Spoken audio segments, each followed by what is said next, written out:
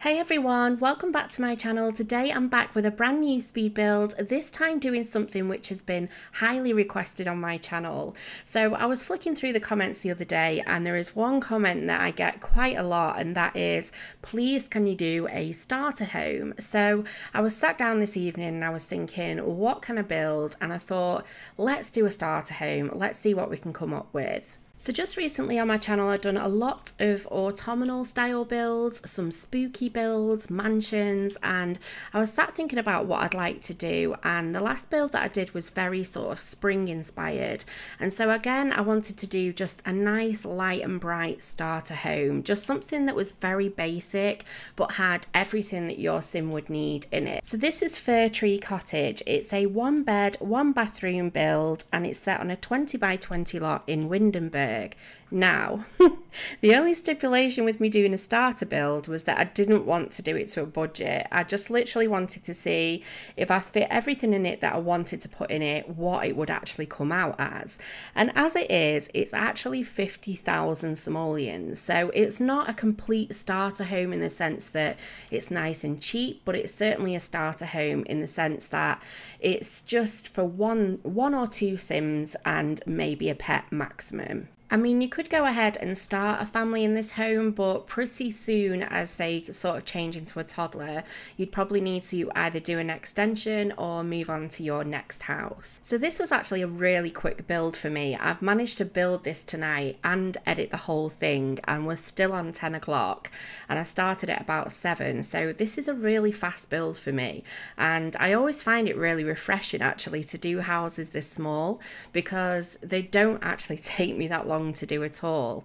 Normally I like to sleep on a build, and a lot of the time that's when I'm a bit unsure about it and I'm not entirely sure that I'm 100% about it, and so I kind of go to sleep, wake up in the morning and see if I still like it, and if I don't, I make some changes. But this one, I just felt like I was really happy with the way that it turned out. So a few times now I've actually come to build on this particular lot, started building, but the builds ended up being that big I've had to move it to a different lot. But this time I was absolutely determined to build on a 20 by 20 lot, and so I just decided to go for this kind of 1-story small cottage.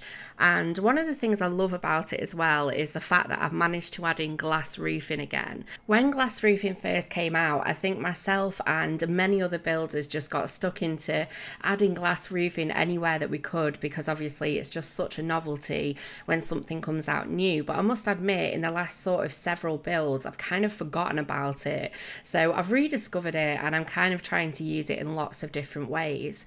In the past I've used it to build conservatories and little sections which are just off from the house, like little small seating areas, but this time I'm trying to build it into the roof, which I've seen done a few times and I think it looks brilliant. It's kind of like a skylight effect. So initially I did start off doing a complete strip of glass from the front to the back of the house, but the way that I'd done the floor plan, it meant that you could actually see the wall between the bathroom and the bedroom, and obviously I didn't want that to happen, so I made it a little bit smaller. So this particular glass roof actually sits over the bedroom, and I really love the effect that the glass roofs give with the light and how the light sort of shines through and reflects through the room. It's really, really pretty. So the size of the house was actually a good sized house in sort of comparison to the size of the lot, and I ended up with a good amount of space around the front, the side of the house and the back. So the back garden was actually quite big and it sort of wrapped around the side of the house with the way that I'd done the fencing.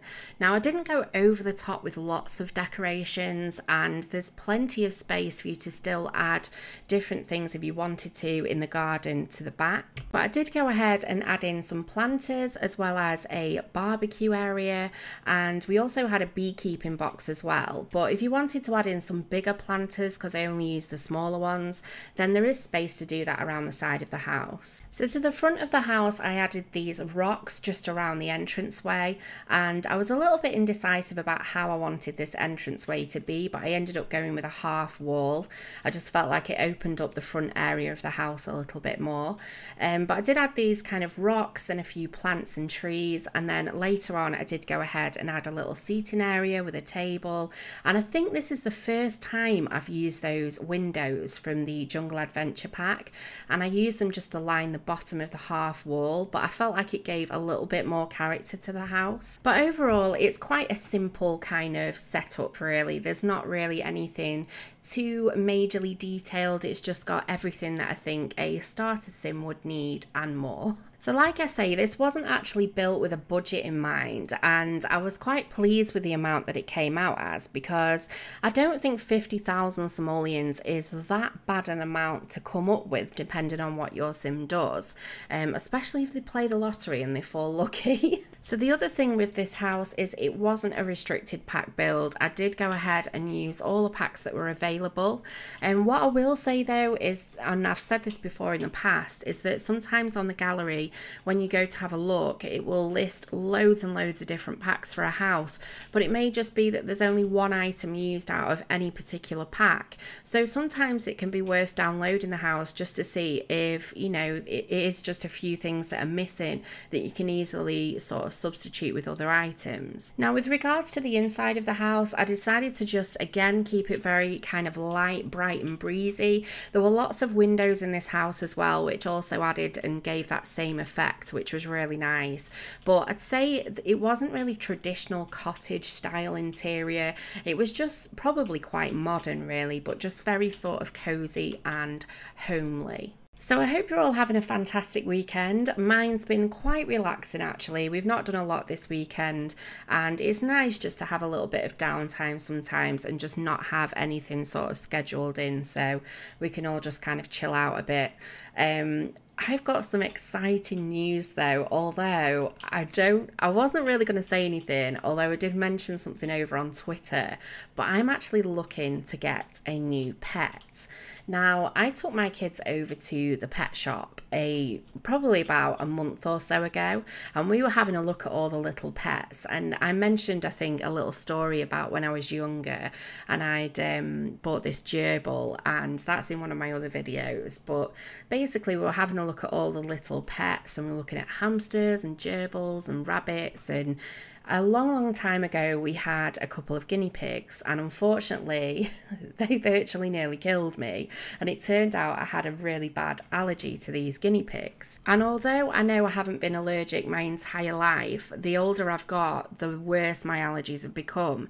So when looking at these pets, I'm kind of having to rule out the potential opportunity to have sort of a hamster or a gerbil, or basically something that's furry. So after much thought, I've decided to have a look at getting a royal python snake. So I've been doing a lot of research into this, and I'm really excited, and I've been talking to a few different breeders and looking at some different styles and really researching what the best kind of snake would be for our family, and we've decided it's going to be the royal python. Now, the reason why I didn't want to mention anything, and this will be a true test to see how loyal a fan my own father is of my channel, but my stepmom has a phobia of snakes, and she's absolutely petrified. Now, obviously I know that they're, very gentle, and, with lots of handling over time and patience, they can be really lovely pets. And they are actually due to stop with us in December, so I've decided not to go ahead and tell them about our new addition to the family, because I don't want them making their excuses to not stay. Now, when I say that we've made this decision, basically I've made the decision because my husband doesn't really like the idea. He's not really one for pets as such, but I just think it would be a really nice addition, and I'm really excited about it. But obviously I'm having to do a lot of research into it, because it isn't just a kind of one-time pet. They have a lifespan of up to sort of 30 to 40 years. It can be a real long time commitment. So I'm doing a lot of research at the moment before I go ahead and make that final choice. But I will keep you updated as to how my stepmom reacts, and I hope she's okay with it. Obviously, I'd never push anything. If somebody's got a phobia, you've got to be very kind of sensitive over things like that.